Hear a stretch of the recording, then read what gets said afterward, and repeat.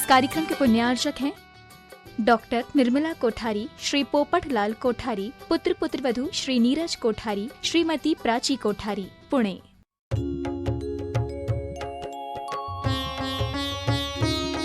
शंका समाधान।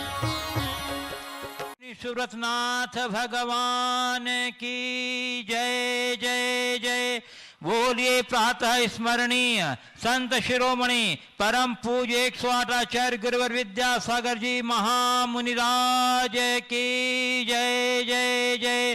बोलिए गुणायतन प्रणेता, शंका समाधान प्रवर्तक, भावना योग प्रवर्तक, प्रखर वक्ता परम पूज्य 108 मुनिवर्षी प्रमाण सागर जी मुनिराज की जय जय जय।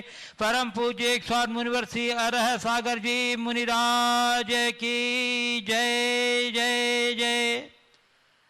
प्रिय दर्शकों, पारस चैनल, जिनवाणी चैनल एवं प्रामाणिक ऐप के माध्यम से प्रसारित होने वाले आज के शंका समाधान के कार्यक्रम से जुड़े सभी दर्शकों एवं श्रद्धालुओं का मैं हार्दिक अभिनंदन करता हूं।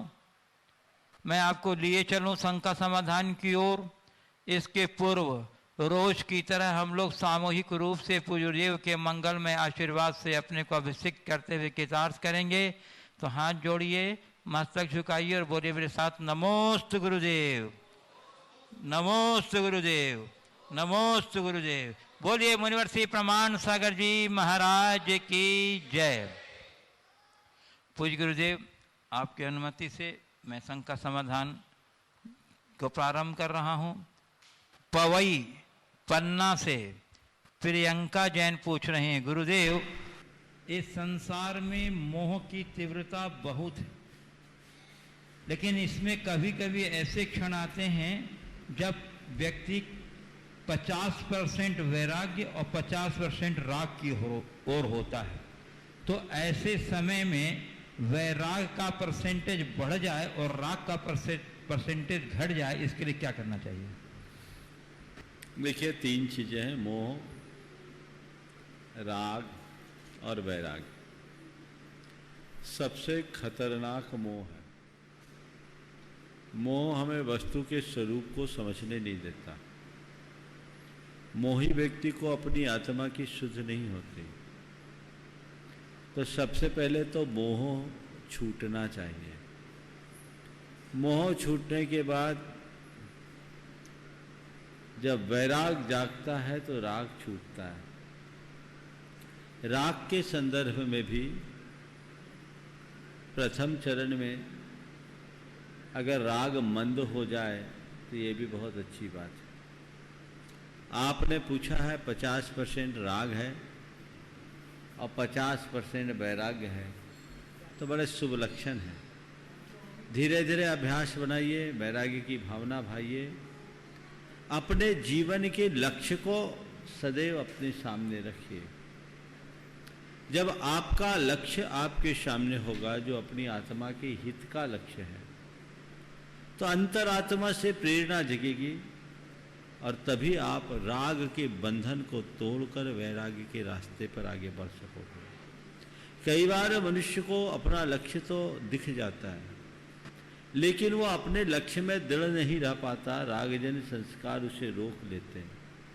हमें चाहिए कि बार बार अपने लक्ष्य को सामने रख करके चले और अपने संकल्प को मजबूत बनाएं कि नहीं, मुझे अपने जीवन के ध्येय को प्राप्त करना है तो करना है।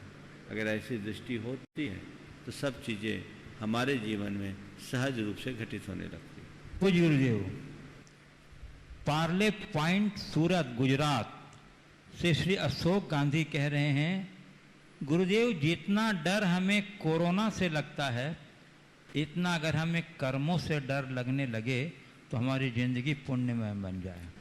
कोरोना का असर तुरंत दिखता है। तो एक लाइन और है गुरुदेव का, तो गुरुदेव कर्म से कैसे डरें तथा कैसे कर्म करें ताकि हम कुछ सार्थक कर सकें? देखो, कोरोना से डर क्यों लगता है? क्योंकि कोरोना का असर तुरंत दिखता है। अगर कर्मों का असर तुरंत दिखने लगे ना तो कर्मों से डर हो जाए। मुश्किल ये है कि लोगों को कर्मों का असर दिखता नहीं, पर कर्मों का प्रहार तो सबको झेलना ही पड़ता है। हम इसे महसूस करने की कोशिश करें। जीवन में जब कुछ विशेष अघट घटता है तब हमारा ध्यान कर्मों की तरफ जाता है, जबकि कर्म का फल हम 24 घंटे भोगते हैं। हमें बार बार तत्व ज्ञान का आश्रय लेना चाहिए, भगवान की वाणी पर भरोसा रखते हुए और अपने अतीत के अनुभवों को ध्यान में रखते हुए हमेशा सत्कर्म करने का संकल्प लेना चाहिए। आपने पूछा कैसे कर्मों से कैसे बचे और कैसे कर्म करें जिससे सार्थक कर सकें, कुछ सार्थक कर सके। सत्कर्म करें, खट कर्म से बचे। संक्षेप में तो इतनी ही बात। अंतरंग में पाप से डर हो। हमेशा ये भावना भाए कि 24 घंटे मेरे साथ कर्मों का संबंध जुड़ रहा है और मुझे मेरे किए का फल भोगना ही पड़ेगा। मैं अपने किए का फल मैं भोग रहा हूं। आज तक मैंने भोगा, अतीत में, भविष्य में भी भोगूंगा। संसार के हर प्राणी भोग रहे हैं। इस प्रकार की भावनाओं का विचार करें। महापुरुषों के चरित्र को पढ़ें, उनके जीवन में होने वाले कर्मों के खेल को देखने की कोशिश करें। महान आत्माओं के जीवन में भी कर्म के कारण कैसे उतार चढ़ाव आते हैं और वो अपने आप को कर्मों से कैसे बचाते हैं। हमें बहुत बड़ी प्रेरणा मिलती है, उससे एक दिशा मिलती है, दृष्टि मिलती है, साहस मिलता है, संबल मिलता है और उसके बल पर हम संकल्प करके अपने जीवन को आगे बढ़ा सकते हैं। इसलिए सतत वैसा प्रयास करें। पूज्य गुरुदेव, आगरा उत्तर प्रदेश से, अब केवली जैन पढ़ूं कि कैवल्य पढ़ूं? केवली जैन। गुरुदेव, जैसे कि पिछले दिनों सुना हमने ने कि सुशांत सिंह राजपूत ने खुदकुशी कर ली। महाराज जी, अब लोगों का कहना है कि वे डिप्रेशन के कारण ऐसा कदम उठाया है। तो अब सब लोग मीडिया पे ये डाल रहे हैं कि हमेशा हमें अपनों को सब बता देना चाहिए, हमेशा उनसे संपर्क में रहना चाहिए। लेकिन महाराज जी, जब हम उन्हें कुछ बताएं तो वे हमें समझने की जगह हमारे सपनों का मजाक बनाते हैं या हमारी फेलियर का मजाक बना देते हैं। महाराज श्री, ऐसे में हम क्या, जब कोई हमें समझ ही नहीं सकता तो हम कहाँ जाएं? महाराज जी, कुछ ख्वाब ऐसे होते हैं जो देखने में बहुत अलग लगते हैं और हमारे दिल में पूरी लालसा भी। धीरे धीरे फिर से नहीं, वाक्य बोलो आखिरी वाला। हाँ गुरुदेव, हमेशा उनके संपर्क में रहना चाहिए। लेकिन महाराज जी, जब हम उन्हें कुछ बताएं तो वे हमें समझने की जगह हमारे सपनों का मजाक बनाते हैं या हमारी फेलियर का मजाक बना देते हैं। किसका? फेलियर, फेलियर, फेलियर, फेलियर, असफलता। महाराज श्री, ऐसे में हम क्या, जब कोई हमें समझ नहीं सकता तो हम कहाँ जाएं, किसे अपने मन की बात बताएं? महाराज जी, कहाँ जाएं, किसे अपनी मन की बात बताएं? हाँ महाराज जी, कुछ ख्वाब ऐसे होते हैं जो देखने में बहुत अलग लगते हैं और हमारे दिल में पूरी लालसा भी और हुनर भी उसे करने का, लेकिन घर वाले सपोर्ट नहीं करते। महाराज जी, कृपया समाधान करें। बहुत लंबा प्रश्न है लेकिन प्रासंगिक है। सबसे पहले इस तरह की घटनाओं की पुनरावृत्ति से बचने का सवाल है। डिप्रेशन एक बड़ा कारण है। हमें डिप्रेशन के कारणों की पड़ताल करनी चाहिए और उससे बचना चाहिए। मेरी राय में इन सब में सबसे सबल कारण है मनुष्य के अंदर आध्यात्मिकता की कमी। आज मनुष्य आध्यात्मिक रूप से बड़ा कमजोर है और उसका भावनात्मक पक्ष भी बहुत कमजोर है। हर व्यक्ति को आध्यात्मिकता का प्रशिक्षण देना चाहिए। जिससे वो जीवन और जीवन की व्यवस्था को समझ सके। कर्म सिद्धांत का बोध कराना चाहिए। व्यक्ति का आत्मविश्वास बढ़ाना चाहिए। उनके अंदर की सकारात्मकता को विकसित करना चाहिए। इस तरह का शिक्षण और प्रशिक्षण यदि मनुष्य को मिले तो जीवन में चाहे जैसी चुनौतियां आए, चाहे जैसी परेशानी आए, चाहे जितने उतार चढ़ाव आए, चाहे जैसा उथल पुथल हो, व्यक्ति अपने आप को स्थिर रखने में समर्थ हो सकता है। तो पहली बात तो ये। दूसरी बात कि हम अपने मन की बात किसको बताएं। जो हमारे सपनों का मजाक उड़ाए या जो हमारे फेलियर का मजाक उड़ाए, उनके साथ हम आखिर कैसे पेश आए। पहली बात तो ये है कि सपने उतने ही देखो जितने साकार कर सको। ख्वाबी पुलाव खाना ठीक नहीं। एक नीति है, फर्स्ट डिजर्व देन डिजायर। आजकल हर आदमी बड़े ऊंचे ख्वाब देखने लगा है। ये कई बार बहुत कठिन हो जाता है। कल्पना की उड़ान में उड़ो पर यथार्थ की धरती को छूते हुए। यथार्थ की धरती को छोड़कर केवल कल्पना के आकाश में उड़ोगे तो आगे पीछे चारों खाने चित्त हुए बिना नहीं रहोगे। इस तरह की जितनी भी घटनाएं हैं मनुष्य के अंदर की कमजोरी को दर्शाती है। मैं देखता हूं कि आज के मनुष्य की दशा बड़ी विचित्र है। वो बातें तो समझदारों की करता और व्यवहार पागलों जैसा। जिस व्यक्ति की बात आप लोग कर रहे हैं, मुझे लोगों ने बोला छिछोरे फिल्म का उसका एक डायलॉग था। क्या था? इसी से मिलता जुलता, खुदकशी न करने का डायलॉग था। क्या था? कोई अच्छा इसी से रिलेटेड डायलॉग था जिसमें नसीहत दिया।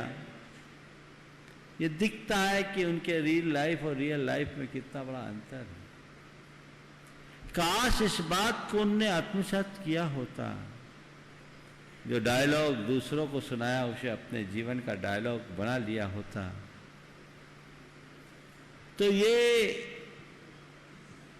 दुर्दशा नहीं होती, ये दुर्घटना नहीं होती। तो हमें चाहिए कि ऐसे मौक़ों पर हम बहुत गंभीर हों, सावधान हों, आध्यात्मिक दृष्टि से अपने आप को मजबूत बनाएं, अपने भावनात्मक स्वास्थ्य को सुधारें। फिर दूसरी बात, घर परिवार जनों से अपनी आत्मीयता और प्रगाढ़ता को बढ़ाएं। आज संवादहीनता भी एक बड़ा कारण बन गया है। एक तो संवाद नहीं है और दूसरी ओर वास्तविक सहानुभूति नहीं है। इस वजह से सौहार्द नहीं होता, सामंजस्य नहीं रहता, तो व्यक्ति किसी से कुछ कह नहीं पाता और कह देता है तो उपेक्षा या उपहास का पात्र बन जाता है। हमें इसे भी ठीक करना होगा। व्यक्ति के अंतर मन की व्यथा को समझते हुए अगर किसी कारण से किसी व्यक्ति का मन टूटता दिखाई पड़ता है तो हमें उन्हें संबल देकर संभालने का प्रयास करना चाहिए, उन्हें सहारा देना चाहिए, उसकी स्थिति को ठीक तरीके से समझ करके आगे बढ़ाने का प्रयत्न करना चाहिए। यदि ऐसा करेंगे तभी इस प्रकार की दुर्घटनाओं से हम समाज को बचा सकेंगे। अन्यथा ये घटनाएं आजकल आम होते जा रही है। लोग अंदर से कमज़ोर हैं। बाबा जी, विमल जी बता रहे हैं आज के अखबार में 5 व्यक्तियों की आत्महत्या की सूचना है। ये आम है। मनुष्य की बाह्य शक्तियां विस्तीर्ण हो रही है और खुद शक्ति छीन होता जा रहा है। हम अंदर से मजबूत बने और जीवन में आने वाले सब प्रकार की चुनौतियों का सामना करने में अपने आप को सक्षम बनाए, तभी इन सब से बचा जा सकता है। पूज्य गुरुदेव, ग्वालियर मध्य प्रदेश से श्री प्रद्युम्न जैन, इनका बहुत आग्रह है कि हमारा प्रश्न जरूर पूछा जाए। ये कह रहे हैं गुरुदेव, ज्योतिषी में पंचक क्या है? क्या इन्हें हम देखें और माने? इन्हें किन प्रसंगों में देखें? किस सीमा तक इनको हम महत्व दें? मेरे पिता पंचक बहुत मानते हैं और इन्हें दैनिक कार्यों में प्रयोग में आने वाली वस्तुओं जैसे कपड़ों आदि के लिए भी मानते हैं। हाँ? कपड़ों आदि के लिए भी मानते हैं पंचक को, जिससे मुझे बहुत मानसिक कष्ट होता है। क्या नुकसान होगा यदि हम पंचांग की पंचक? अच्छा, पंचक देखो क्या होता है। क्या नुकसान होगा अगर हम पंचक नहीं माने तो? गुरुवार, आज इस प्रश्न का ऐसा उत्तर आप दें कि जिससे क्लिप बनाकर हम इतना फैलाया जाए कि फिर कोई ऐसा प्रश्न न उठाए इस मुद्दे से जुड़ा। देखो, पंचक तो 5 योग बनने के कारण होते हैं और हर महीने में प्रायः पंचक होते हैं, पर पंचक का संबंध धार्मिक क्रियाओं से नहीं है, अन्य सामान्य लौकिक क्रियाओं से भी नहीं है। केवल दाह क्रिया आदि, जो दाह संस्कार आदि की क्रियाएं होती है, उनमें ज्योतिष शास्त्र के अनुसार पंचकों को टालने की बात है। सामान्य रूप से पंचक का फल 5 गुना होता है। तो अगर धार्मिक कार्य करोगे पंचक में तो उसका 5 गुना फल मिलेगा। इसलिए धार्मिक कार्यों में पंचक को नहीं देखा जाता। इसी तरह लौकिक कार्यों में किसी चीज का क्रय आदि करना हो तो उसमें पंचकों को देखने का औचित्य नहीं है। एक मान्यता है जिसके अनुसार पंचक में किसी की मृत्यु होती है तो कहा जाता है कि 5 जनों की मृत्यु होगी। इसीलिए कुछ लोग उनके अंतिम संस्कार करते समय पुतले डाल देते हैं, पर ये सब चीज़ें भी बहुत ज़्यादा मान्यता नहीं रखती। जो लोग इन पर विश्वास नहीं करते उनके साथ ऐसा कुछ नहीं होता। जीवन मरण संयोग वियोग तो लगा ही हुआ रहता है। एक महाराज जी की समाधि हुई, वो पंचकों में हुई। अब कुछ लोगों ने कहा कि इन महाराज की समाधि हो गई, इसमें पुतले डाल दो, नहीं तो 5 की होगी। हम बोले एक दिन तो होनी है, हो जान दो। मैंने पुतले नहीं डाला, डालने नहीं दिया, आज तक कुछ नहीं हुआ। ये मन का वहम है। जो वहमी लोग हैं इस तरह की बातें करते। यद्यपि ज्योतिष के सिद्धांत में पंचकों के समय में मरने वालों के साथ ऐसा बताया है, लेकिन लकीर के फकीर नहीं बनना चाहिए। इनके साथ और भी बहुत सारे योगा योग देखे जाते हैं। लोग एक चीज को पकड़ करके बैठ जाते हैं, इसलिए ऐसा परिणाम होता है। इसलिए हमें इन बातों पर बहुत ज़्यादा भरोसा नहीं करना चाहिए। सब क्रियाओं में पंचक देखोगे तो कभी कुछ कर ही नहीं पाओगे। अच्छे कार्य करो। एक बार एक जगह पंचकल्याणक होने वाला था, गुलाब चंद पुष्प थे, उनने मुहूर्त शोधा। आचार्य महाराज के समक्ष की बात है, तो किसी ने कहा इन डेटों में तो पंचक है। बोले अच्छा है ना, 5 गुना फल मिलेगा। पंचक में 5 गुना फल मिलेगा। इसलिए अच्छा कार्य करो अगर पंचक मिले, प्रपंच से बचो। पूज्य गुरुदेव, अयोध्या उत्तर प्रदेश से श्री नीरज सेठिया कह रहे हैं, गुरुदेव होनी सदैव अच्छी होती है और अनहोनी सदैव बुरी लगती है। हम ऐसा क्या करें कि अनहोनी भी हमें अच्छी लगने लगे? अनहोनी को होनी मान लो, अच्छी लगने लगी। जिसे तुम अनहोनी बोल रहे हो अनहोनी नहीं, वो होनी थी। ये तो हमारी मानसिकता है। जिस चीज के लिए हम मानसिक रूप से तैयार नहीं रहते वो हमारे लिए अनहोनी बन जाती है। यदि हमने उसे स्वीकार लिया कि यही होनी थी, तो कितने भी बुरे प्रसंग हो, कैसे भी अनहोनी घटे, हमारा मन उतना विचलित नहीं होगा। यही एकमात्र रास्ता है। पूज्य गुरुदेव, सिलचर आसाम से श्री नवीन जैन कह रहे हैं, गुरुदेव जिंदगी को आसान तरीके से कैसे जिया जाए? कुछ लोगों का कहना है जिंदगी को जियो उसे समझने की कोशिश ना करो। वक्त के साथ चलो और वक्त को बदलने की कोशिश ना करो। गुरुदेव, क्या यही आसान तरीका है जीवन जीने का? जिंदगी को आसान तरीके से कैसे जिया जाए? कुछ लोग ऐसे कहते हैं, जिंदगी को जियो, समझने की कोशिश मत करो, वक्त के साथ जियो, वक्त को बदलने की कोशिश ना करो। क्या यही तरीका है आसान जीवन जीने का? देखिए, अपना अपना नजरिया है। मुझसे पूछते हो तो मैं इतना ही कहता हूं, जिंदगी को अच्छे तरीके से जीना, आसान तरीके से जीना है तो सहजता से जियो, सहजता से जियो। जो जैसा है उसको सहज भाव से लो, साक्षी बनो।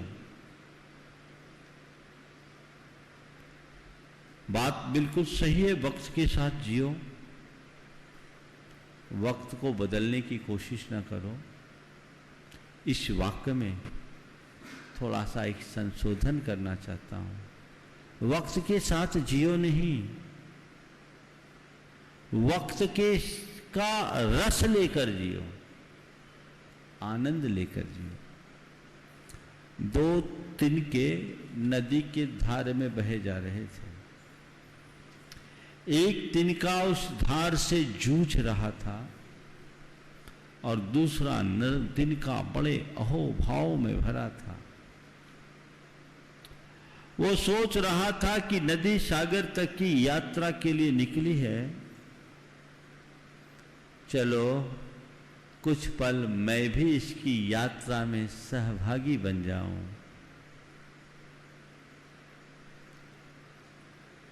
और वो नदी के साथ बहता बहता सागर तक पहुंच गया।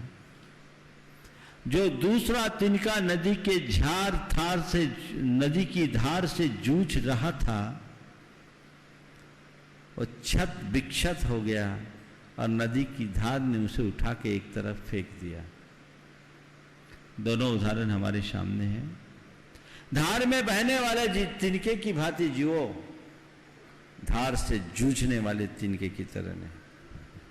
पूज्य गुरुदेव, बीना मध्य प्रदेश से डॉक्टर प्रोफेसर अजित कुमार जैन कह रहे हैं गुरुदेव कि जीवन का रूपांतरण पुस्तकों एवं भाषणों की अपेक्षा जीवंत व्यक्तित्व से तत्काल व स्थायी होता है।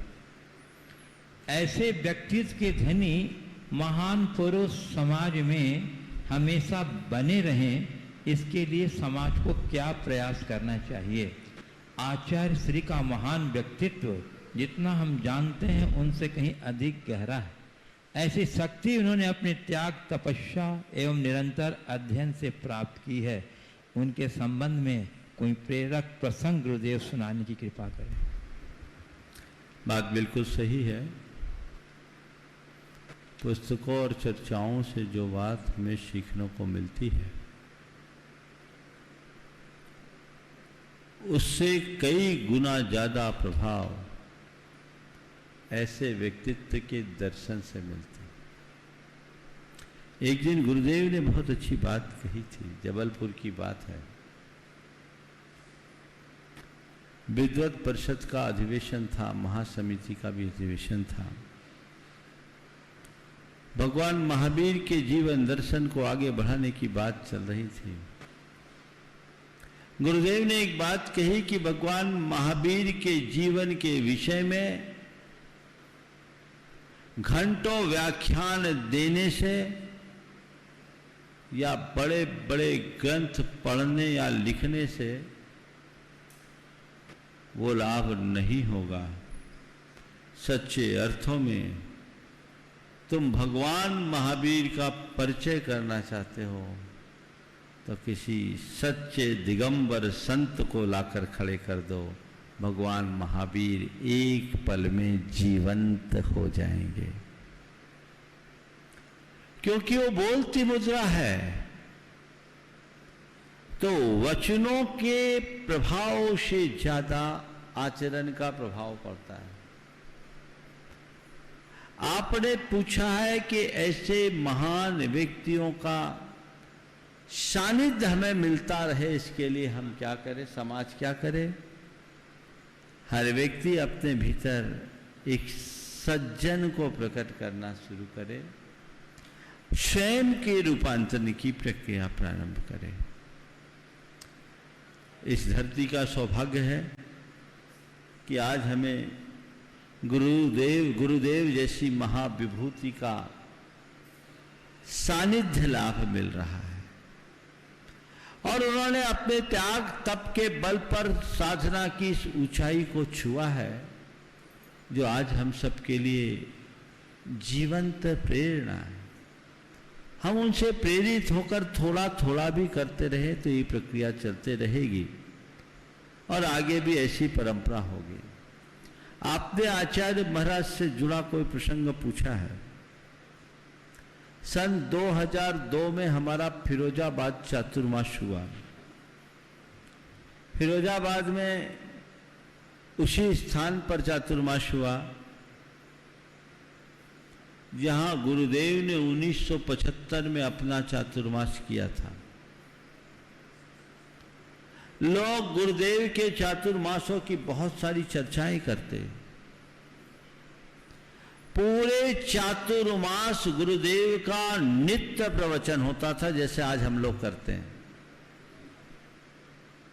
डेली 1 घंटा प्रवचन होता था,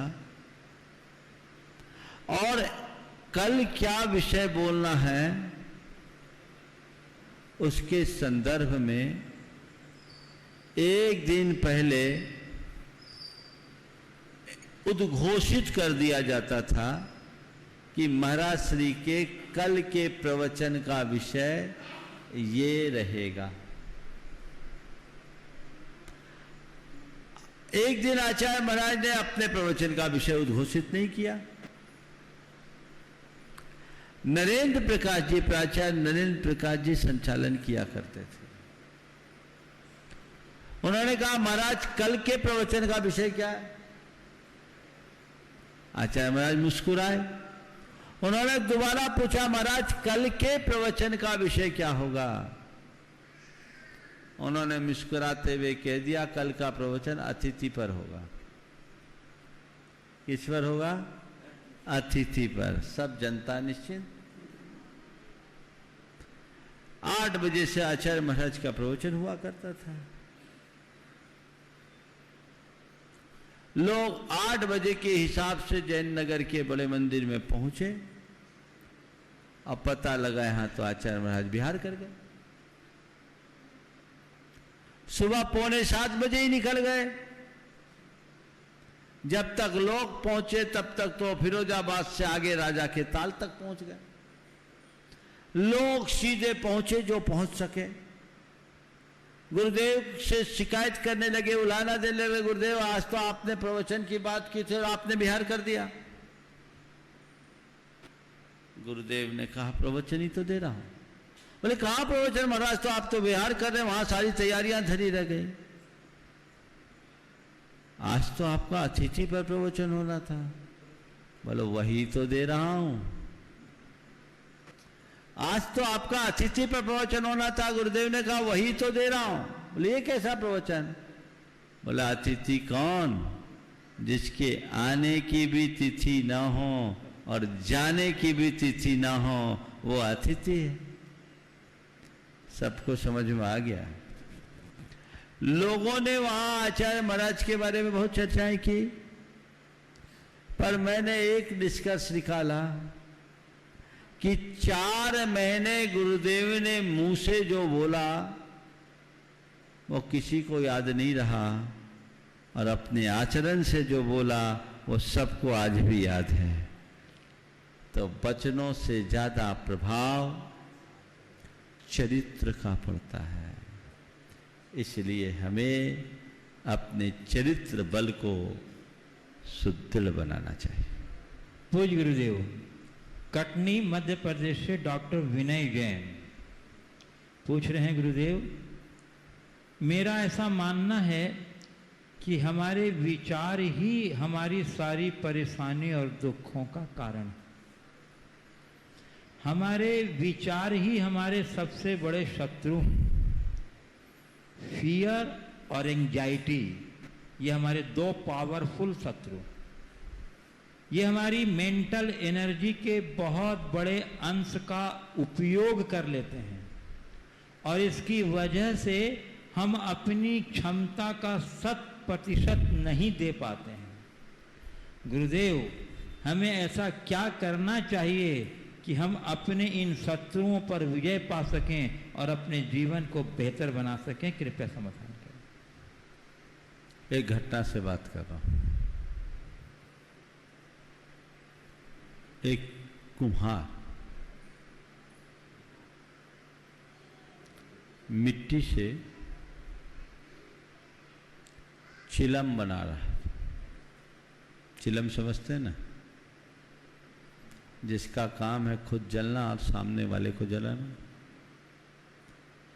मिट्टी से चिलम बना रहा था, अचानक उसका विचार बदला और उसने मिट्टी को कलश का आकार देना शुरू कर दिया।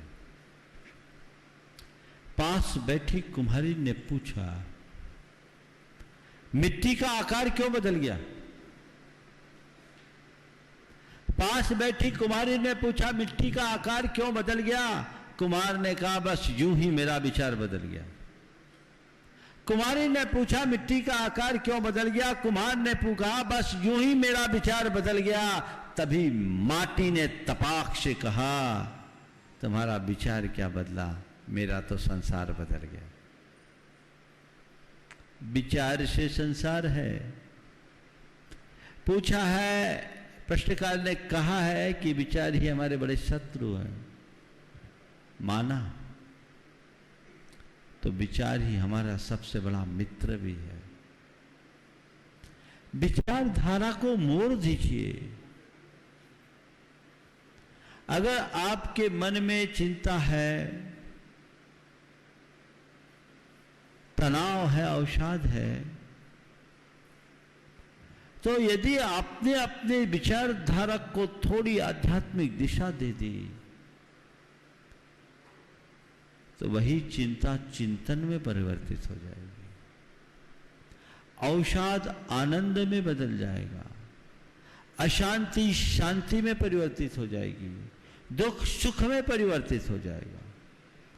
विचार को मोड़ने की क्षमता हमारे भीतर हमें विकसित करनी चाहिए। अध्यात्म, धर्म और अध्यात्म और कुछ नहीं सिखाता, हमारी विचारधारा को मोड़ने की दिशा देता है, उन्हें चीजों के साथ सामंजस्य बनाकर जीने का मार्ग दर्शाता है। वो विचार को मोड़ ले। एक विचार है जो संसार को बढ़ाता है, एक विचार है जो संसार को समेटता है। हमारे शास्त्रों में लिखा गया, बंधाए विषयासक्तम मुक्त ये निर्विषयम मनः, मनः एव मनुष्याणाम कारणम बंध मोक्ष। विषयासक्त मन बंधन का कारण है और विषयातीत मन मुक्ति का आधार। मन ही मनुष्यों के बंधन और मोक्ष का कारण है। तो आप अपनी विचारधारा को किस तरफ ले जा रहे हैं? पदार्थोन्मुखी विचारधारा को परमार्थोन्मुखी बनाने की कोशिश कीजिए। एक बार दृष्टि मुड़ जाए तो जीवन की धारा बदल जाती है। आपने अनुभव किया होगा, कोई व्यक्ति बहुत दुखी हो, चिंतातुर हो, मायूसी से भरा हो, रो रहा हो, उस व्यक्ति को कोई थोड़ा सा आत्मीयतापूर्वक समझाता है, मोटिवेट करता है, तो मोटिवेशन से उसका चित्त बदलता है कि नहीं बदलता? और अगर अच्छा संबोधन मिले तो सुनते सुनते ही व्यक्ति के चेहरे का रंग रूप सब बदल जाता है। जो अभी तक रो रहा था उसके चेहरे पर प्रसन्नता के भाव आने लगते हैं। क्यों? उसके नकारात्मक विचारों ने सकारात्मक दिशा पकड़ ली। एक बदलाव घटित हो गया, तो दिशा बदलते ही जीवन की दशा बदलती है। तो विचारों को बदलिए। भावना योग विचारों के परिवर्तन में बहुत बड़ा माध्यम बनता है। आप भावना योग करिए, देखिए आपकी विचारधारा में कितना बदलाव आता है। सैकड़ों लोगों ने अपने अनुभव मुझ तक भेजे। कुछ लोगों ने प्रकट में आकर कहा कि हमारी नकारात्मकताएं खत्म हो गई, अब मैं पहले से ज्यादा शांत रहने लगा, अब मेरी सहनशीलता बढ़ गई, मेरे अंदर धैर्य आने लगा। बदलाव आएगा तभी जब आप खुद को बदलना चाहेंगे। तो गुरुदेव, इनकी प्रश्न का एक पार्ट और है कि फियर और एंजाइटी ये हमारे दो पावरफुल शत्रु हैं जो हमारी मेंटल एनर्जी के बहुत बड़े अंश का उपयोग कर लेते हैं, जिसकी वजह से हम अपनी क्षमता का 100% उपयोग नहीं कर पाते हैं। इस पर विजय प्राप्त करने के लिए क्या करें? देखिए, फियर और एंजाइटी जो हमारी शत्रु है, इनको नियंत्रित किया जा सकता है आध्यात्मिक सोच के बल पर। डर किसका और चिंता किसकी? जो व्यक्ति तत्वज्ञानी होता है उसके मन में किसी का डर नहीं होता। सबसे पहले तो अपने मन के डर को हटाने के लिए हमें ये समझना होगा कि मैं अभय हूं। डरूं किससे? मैं अजर अमर अविनाशी तत्व हूं। डर किसका? मेरे आत्मा का एक प्रदेश भी इधर से उधर होने वाला नहीं है। फिर भय किसका और किससे? अगर कोई आघात भी होता है तो तन पर होता है। कुछ विषम परिस्थितियां भी निर्मित होती है तो बाहर होती है, और ये संयोग से होती है और संयोग से बदलती है। डरना क्यों? उसे एक चुनौती मानकर उसका सामना करना, रास्ता निकालना है। आत्मज्ञानी के मन में किसी चीज का डर नहीं। अपनी आत्मा का श्रद्धान करो और कर्म सिद्धांत पर विश्वास। आत्म श्रद्धान और कर्म सिद्धांत पर जिसका विश्वास होता है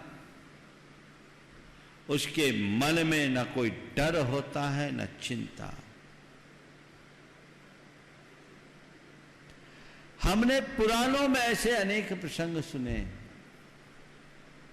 जिसमें आत्म श्रद्धानी व्यक्ति के मन में रंच मात्र डर नहीं रहा और वो निश्चिंत रहे। आपने सेठ सुदर्शन की कथा सुनी होगी। सेठ सुदर्शन को छल पूर्वक लांछित किया गया, षड्यंत्र पूर्वक। राजा क्षुब्ध हो गया, उसे सूली पर चढ़ाने का दंड दे दिया गया। लेकिन सुदर्शन सेठ रंच मात्र विचलित नहीं हुआ, न उसके मन में डर रहा न चिंता। उसने केवल यही सोचा कि आज मेरी आयु का अंत इसी निमित्त से होना होगा तो हो जाएगा, और अगर जाएगा भी तो ये तन जाएगा, मेरी आत्मा का तो कुछ होना नहीं। और जो पाप मैंने किया नहीं उससे मैं डरूं क्यों? मेरी आत्मा तो अजर अमर अविनाशी है। मुझे फांसी पर चढ़ा दिया जाएगा तो मेरा क्या होगा? कुछ नहीं होगा। जैसे लोग इस तन को फांसी पर चढ़ते हुए देखेंगे वैसे मैं भी जानूंगा और देखूंगा फांसी पर तो तन को चढ़ाया जा रहा है, मेरे चेतन को तो कोई छू ही नहीं सकता। ये तत्वबोध उनके अंदर था, कोई डर नहीं हुआ। सन 2006 में जब मैं पश्चिम बंगाल में विहार कर रहा था, भारत और बांग्लादेश की सीमा में एक स्थान पर मुझे 2000 से ज्यादा लोगों ने घेर लिया। घातक अस्त्रों से लैस थे। मेरे साथ 50-60 लोग विहार कर रहे थे। लोगों ने मुझे घेरा बनाकर घेर लिया। मेरे आगे एक पुरुषों का घेरा, फिर 2 महिलाओं का घेरा, फिर पुरुषों का घेरा। लेकिन लोग बड़े उग्र थे। मैंने सभी से पहले ही कह दिया था किसी प्रकार से प्रोटेस्ट मत करना। लोगों ने घेर लिया। लोगों के हाथ में खंजर जैसे अस्त्र भी थे। लेकिन उस घड़ी मेरे मन में न भय आया न क्षोभ। मैं सहज भाव से उस पूरी घटना को जानता रहा और देखता रहा। मेरे मन में समय सार की एक ही गाथा बार बार उभर रही थी। छिज्जदुवा भिज्जदुवा निज्जदुवा अहो जादु विपलयम जम्मा तम्मा गच्छदु ताहा बिना परिगहो मध्य। इस शरीर की बोटियां उधेड़ दी जाए तो भी मेरा कुछ नहीं होने वाला। आज इस आयु का अंत इस निमित्त से होना होगा तो हो जाएगा, वो एक दिन होना है, पर मेरा कुछ बिगाड़ नहीं हो सकता। मैं सहज भाव से जानते और देखते हुए उनके बीच खड़ा रहा। लगभग 5 मिनट का ये पूरा क्रम रहा। इस बीच लोगों ने बीच बदलाव किया। कुछ लोग मुझे उठा के ले गए और दौड़ लगा दी। पुलिस भी थी, सब कुछ हो गया। इस बीच मेरा सर फोड़ दिया गया, खून भी आया। घटना आगे की है, पूरी विस्तार से चर्चा भी नहीं करूंगा। लेकिन कहने का तात्पर्य है कि उस घड़ी मन में डर नहीं होना, क्षोभ न होना, ये किस पराक्रम की बात है? ये आत्मश्रद्धान के बल की बात है, कर्म सिद्धांत के विश्वास की बात है। उसके बाद 4.5 किलोमीटर मैं पैदल चला। खून बह रहा था। मेरे साथ के सभी लोगों को उन लोगों ने बुरी तरह पीटा भी था। सबकी हालत बदहवास सी थी। शाम का समय था। मैंने एक एक का हाल समाचार लिया। उसके बाद 8 बजे मैंने हल्दी घी लगाकर, डॉक्टरों ने जो टाँका लगाने के लिए बोला था, 4 टाँके आने थे, मैंने टाँके लगाने से मना कर दिया और हल्दी घी का फोहा मैंने उसमें लगाया। फिर आराम हुआ, आगे निकलने की व्यवस्था हुई। कहने का तात्पर्य ये है कि अपनी श्रद्धा को मजबूत बनाओ, डर दूर भागेगा। कर्म सिद्धांत पर विश्वास करो, जो होगा सो होगा। क्या होगा? अच्छा बुरा तो चलता ही रहता है, उत्थान पतन तो चलता ही रहता है। जो मेरे कर्म के उदय में होगा मैं उसे सहज भाव से जीऊंगा। कर्म को भोगूंगा नहीं, उसे काटूंगा। ये विश्वास होना चाहिए। ऐसा ही व्यक्ति आगे बढ़ पाता है। देखिए, सन 2013 में जब मैं कोलकाता में था, एक घटना प्रकाश में आई। एक महिला, गर्भवती महिला, ट्रेन में यात्रा करते हुए टॉयलेट गई और टॉयलेट में चलती ट्रेन में बच्चे को जन्म दे दिया और बच्चा नीचे गिर गया। चलती ट्रेन में उसे प्रसूति हुई और बच्चा नीचे गिर गया। और ट्रेन तो 100 से कम की स्पीड तो रहती नहीं। चैन पुल किया गया, ट्रेन रुकी और उसके बाद उस बच्चे तक पहुंचे। तब तक ट्रेन लगभग 4 किलोमीटर आगे निकल चुकी थी। जाकर देखते हैं तो बच्चा मस्त खेल रहा है। बोलो, इससे क्या कहेंगे? और कैसा संयोग, उसे इस बात का आभास नहीं कि बच्चा होने वाला हो, बैठी टॉयलेट की और बच्चा हो गया। जीवन की व्यवस्था को समझने के लिए सब बातें आधार है। इसलिए 2 वाक्य अपने मन में अंकित कर लीजिए। सारा फियर और एंजाइटी चले जाएगी। जो होगा सही होगा और जो होना होगा वही होगा। जो होगा सही होगा और जो होना होगा वही होगा। अगर ये बात आप अपने हृदय में अंकित कर लेंगे तो डर भय चिंता संताप अपने आप दूर हो जाएंगे। पूज्य गुरुदेव, अजमेर राजस्थान से श्री सेवायतन के उपाध्यक्ष श्री प्रकाश जी पाटनी नमोस्तु पूर्वक कहने गुरुदेव की मेरी शंका आज के प्रवचन से संबंधित है। शब्द तो यदा कदा चुभते रहते हैं, परंतु मौन अभिव्यक्ति भी बहुत दर्द देती है। जैसे इग्नोर करना, नजरें फेरना, मुंह मोड़ना, कुटिल मुस्कुराहट इत्यादि। In short Gurudev body language भी रिप्रेजेंट करती है इस चुभन को, तो कैसे संभालें? कृपया समाधान करें। ये कल के प्रवचन पर आधारित, आज का नहीं। हाँ, हो सकता है आपके पास आने में लेट। प्रवचन तो कल बोला था बोली पे, आज का विषय दूसरा था। अच्छी बात है। बॉडी लैंग्वेज भी बहुत कुछ कहती है। इग्नोर करना, उपेक्षित करना, कुटिल मुस्कान देना, नजरअंदाज करना मनुष्य को चुभती है। सबसे पहले तो मनुष्य को अपना संपूर्ण व्यवहार अच्छा रखना चाहिए। और एक व्यवहार कुशल विनम्र व्यक्ति की पहचान यही है कि उसके हर प्रवृत्ति में शालीनता का दर्शन हो।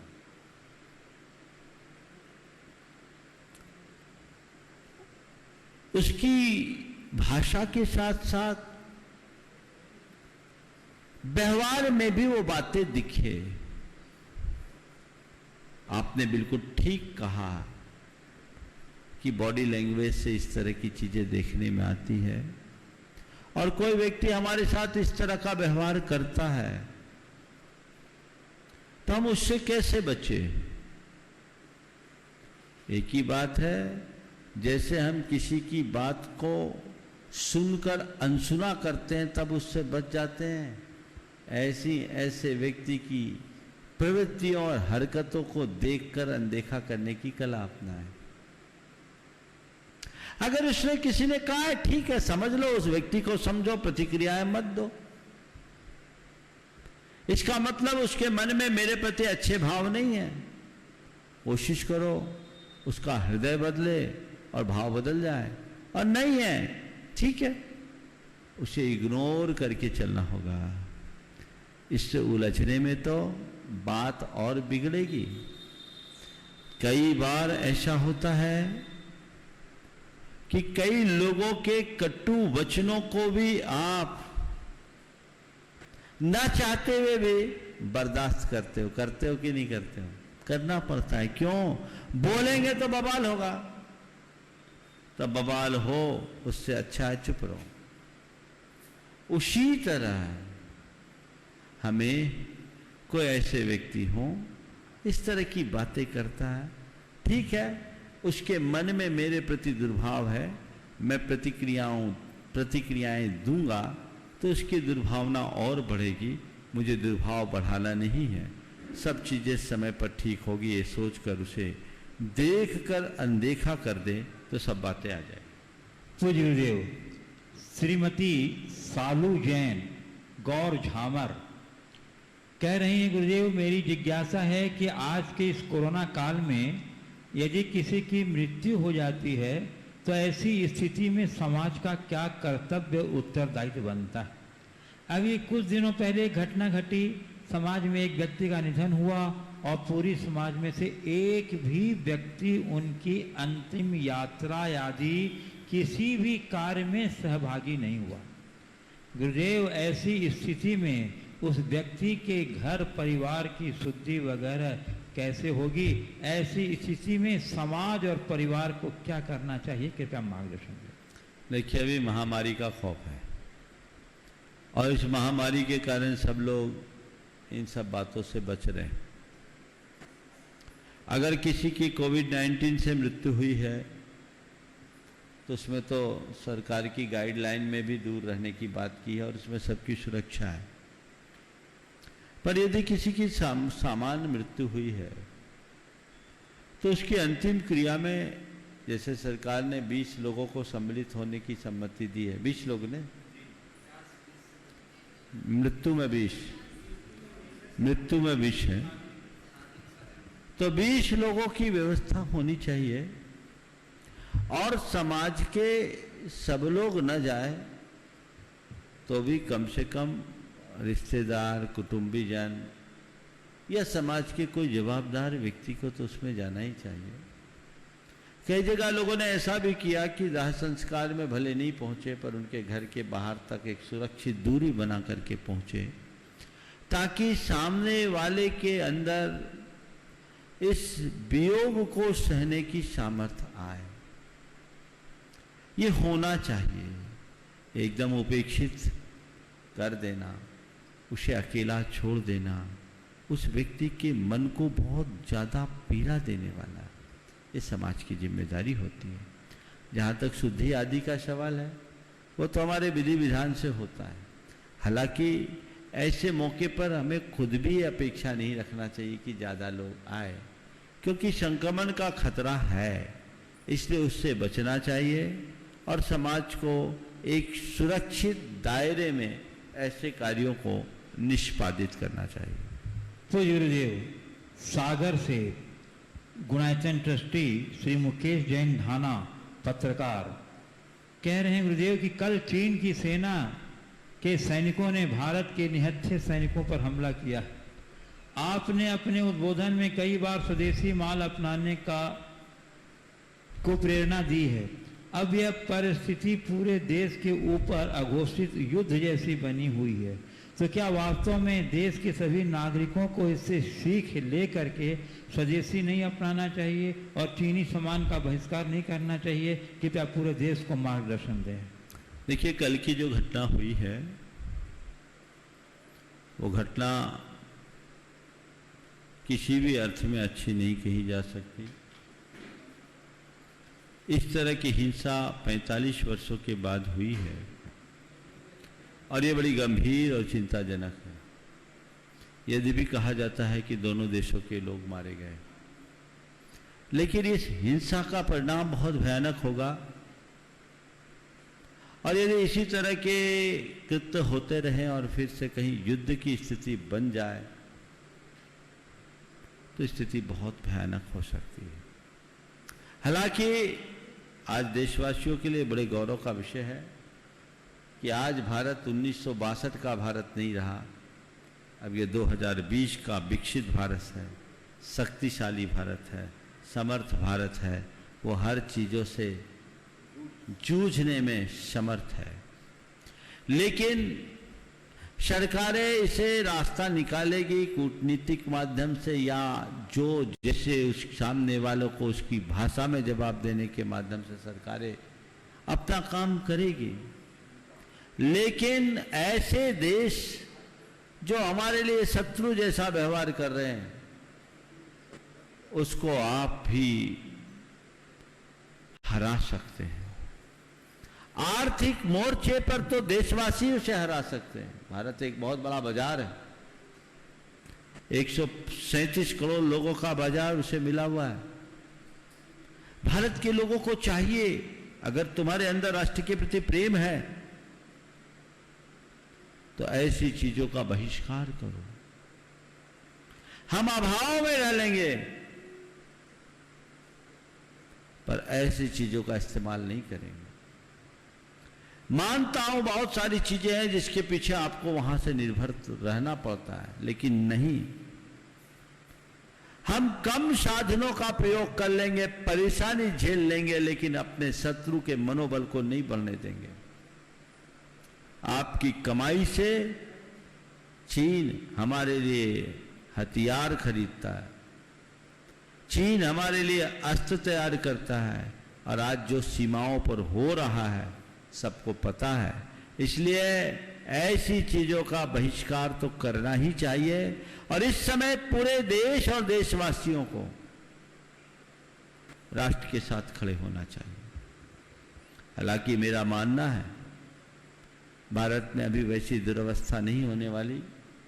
भारत सब चीजों को जीत लेगा, चाहे कोविड-19 की त्रासदी हो, अन्य प्राकृतिक आपदा हो, या इस प्रकार के युद्ध की संभावनाएं, भारत सब प्रकार की चुनौतियों को झेलने में समर्थ है, और बहुत जल्दी सब कुछ ठीक हो जाएगा, ऐसी भावना हम सबको भानी चाहिए। लेकिन जो सवाल यहाँ पर उठाया गया है विदेशी चीज़ों के बहिष्कार का, हमें तमाम, मैंने तो पहले भी कई बार बोला, हर भारतीय को विशुद्धतया भारतीय बनने की जरूरत है। वो एक चीज संकल्पित कर ले, एक बात का, कि मैं भारतीय हूँ तो केवल भारतीय को ही पसंद करूँगा, भारतीय चीज़ों को खरीदूँगा, तो एक बहुत बड़ा लाभ हो सकता है। वैसा प्रयास सबको करना चाहिए। और प्रथम चरण में जो हमारे देश के लिए शत्रु बन करके खड़ा हुआ है, उसके लिए तो हमें सपोर्ट करना ही नहीं चाहिए। ये संदेश हर व्यक्ति तक जाना चाहिए, और सरकार तो इन सब चीज़ों को प्रतिबंधित नहीं कर सकती, क्योंकि सरकार की बहुत सारी मर्यादाएं हैं, लेकिन अंतर्राष्ट्रीय संधियां हैं। लेकिन हमें चाहिए कि हम ऐसी चीज़ों को बाज़ारों में चलने न दें। और व्यापारियों से भी मैं कहना चाहूँगा, अपने थोड़े से लाभ के लिए इस तरह की चीज़ों को बिल्कुल प्रश्रय न दें, तभी हम सच्चे देशभक्त कहला पाएंगे। ये हमारी देशभक्ति का अंग होगा, हमें इसे बढ़ावा देना है, और ये भावना भाना है कि हमारा देश सुरक्षित रहे, खुशहाल रहे, शांत रहे, स्वस्थ रहे, सुखी रहे। इसी भावना के साथ बोलिए परम पूज्य आचार्य गुरुवर श्री विद्यासागर जी महाराज। बोलिए परम पूज्य 108 मुनिवर श्री प्रमाण सागर जी मुनिराज की जय जय जय। परम पूज्य 108 मुनिवर श्री अरह सागर जी मुनिराज की जय जय जय। इस कार्यक्रम के पुण्यार्चक थे डॉक्टर निर्मला कोठारी, श्री पोपटलाल कोठारी, पुत्र पुत्रवधू श्री नीरज कोठारी, श्रीमती प्राची कोठारी, पुणे।